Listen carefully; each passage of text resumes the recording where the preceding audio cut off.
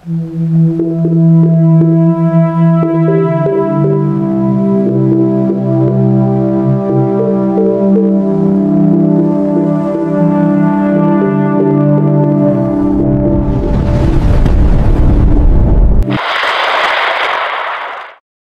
tayong panibagong update regarding sa ating minomonitor pa rin na si Tropical Storm Nando with international name Naragasa.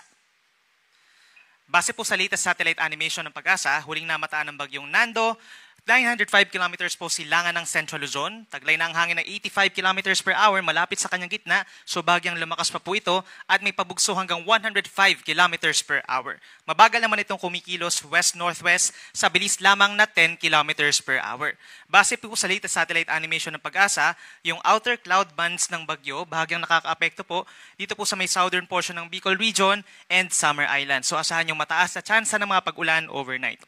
Dito naman sa natitirang bahagi ng bansa, kapansin-pansin may mga lugar na nagkakaroon ng mga thunderstorms. Kung dito sa malaking bahagi ng Mindanao, asahan yung mataas na tsansa ng ulan sa mga susunod na oras sa may Zamboanga Peninsula, Northern Mindanao and Caraga Region. Maging dito rin sa may Panay Island, sa natitirang bahagi pa ng Mimaropa, Calabarzon, meron diyang mga localized thunderstorms, usually nagtatagal lamang po ng 2 hanggang 3 oras. Hindi ito direktang epekto pa nitong si Tropical Storm Nando. Samantala, patuloy pa rin ang paglayo nitong si Tropical Storm na dating si Mirasol na may international name na Mitag at nasa layong 730 kilometers west-northwest ng Batanes, walang direktang epekto sa ating bansa. Unti-unti naman lumalakas yung southwest monsoon or hanging habagat at magsisimula yung may kalakasang habagat pagsapit ng Sunday hanggang sa early Miyerkules. Base naman po sa pinakahuling track ng Pag-asa, inaasahang lalakas pa sa mga susunod na araw itong si Tropical Storm Nando. Pagsapit bukas, posibleng mag-intensify pa ito bilang isang typhoon. So minimum na yung lakas na hangin na 120 kilometers per hour. Pagsapit ng Sunday, mananatili pa rin na sa typhoon at patuloy yung pag-enhance ng hanging habagat or southwest monsoon. At sa darating na Lunes, posibleng mas lumakas pa ito as a super typhoon with minimum na wind speed of 185 kilometers per hour. So sa Monday and sa Tuesday, possibly po manatili pa rin ito as a super typhoon hanggang sa makalabas ng ating area of responsibility sa kanluran ng Batanes sa may Luzon Strait, pagsapit ng Tuesday pa ng tanghali or hapon. Kung pagbabasihan naman natin yung lawak nitong si Bagyong Nando, 400 kilometers yung radius or 800 kilometers yung kabuang diametro po nito. So ibig sabihin, paglapit pa lamang, pagsapit ng early Monday, dito sa may extreme northern Luzon, ay nahagip na po ng mga hangin at malakas na ulan itong Cagayan Valley at yung northern portion of Aurora. Ito yung mga kauna-unahang magkakaroon ng mga wind signals. No? Then pagsapit po ng Monday afternoon, ay malaking bahagi na po ng northern Luzon and even parts of central Luzon na magkakaroon ng direktang epekto nitong si Bagyong Nando kung pagbabasihan natin yung 400 kilometers na radius. At ito rin time, pagsapit ng Monday ng gabi kung saan pinakamalapit sa may Metro Manila ang sentro nitong si Bagyong Nando. Isa pa dyan, we have to take note po no, na hindi lang isang point. We don't have to focus po dito sa may extreme northern Luzon dahil ito po ay landfall point lamang po or yung reference point natin regarding sa distansya po ng bagyo. Malawak po ito, so yung mga areas po dito sa may northern Luzon, Cagayan Valley, Cordillera Region, Ilocos Region, and most of central Luzon ay merong direct effect po talaga ng malakas na hangin at ulan sa mga susunod na araw itong si Bagyong Nando.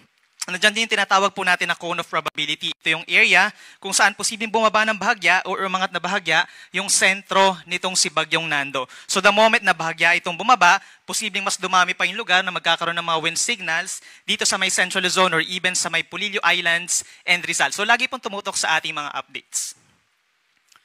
As a review, posible siyang maging typhoon po pagsapit ng Sabado or bukas. Mag-i-intensify pa ito as a super typhoon pagsapit po ng Lunes. Yung direktang epekto dito sa may Northern Luzon and parts of Central Luzon ay magtatagal simula po sa gabi ng Sunday hanggang sa umaga ng Martes. Possible landfall or magiging malapit po yung sentro ng Bagyong Nando dito po sa Babuyan Islands pagsapit ng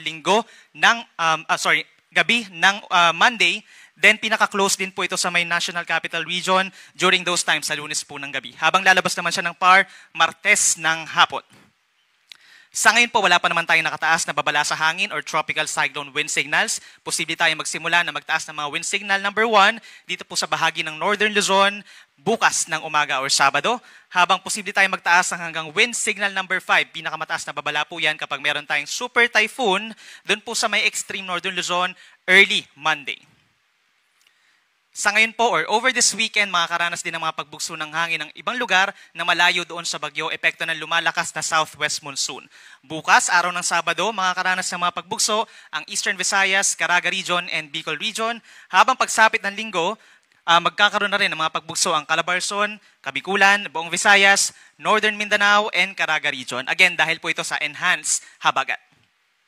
At para naman sa lagay ng ating karagatan, overnight, magiging katamtaman ng taas ng mga pag-alon sa may Cagayan Valley at generally banayad naman ng taas ng mga pag-alon, nasa kalahati hanggang 1 metro sa natitirang baybayin ng ating bansa. So within the next 24 hours, maliit pa ang tsansa na magkakaroon tayo ng gale warning. Samantala, pagsapit po ng Sunday ng madaling araw, doon tumataas ang mga pag-alon. Dito sa area kung saan pinakamalapit ang bagyong Nando, dito sa may baybayin po ng Aurora and Cagayan Valley, posibleng maging rough or malakas na po ang mga pag-alon, posibleng humigit na sa 3 metro ang mga pag-alon doon, kahit delikado for small sea vessels. And the moment nga na magtaas tayo ng mga tropical cyclone wind signals, ay automatically suspended na po ang sea travel for all types of sea vessels. So early next week, itong mga lugar sa may northern and central Luzon, yung mga baybayin doon, posibleng magkaroon ng sea travel suspensions plus gale warning. Habang lalakas din po ang mga pag-alon dahil sa lumalakas na habagat, dito po sa may West Philippine Sea, sa baybayin po na sakop ng Pilipinas, pagsapit po ng Sunday onwards hanggang sa araw po ng Miyerkules.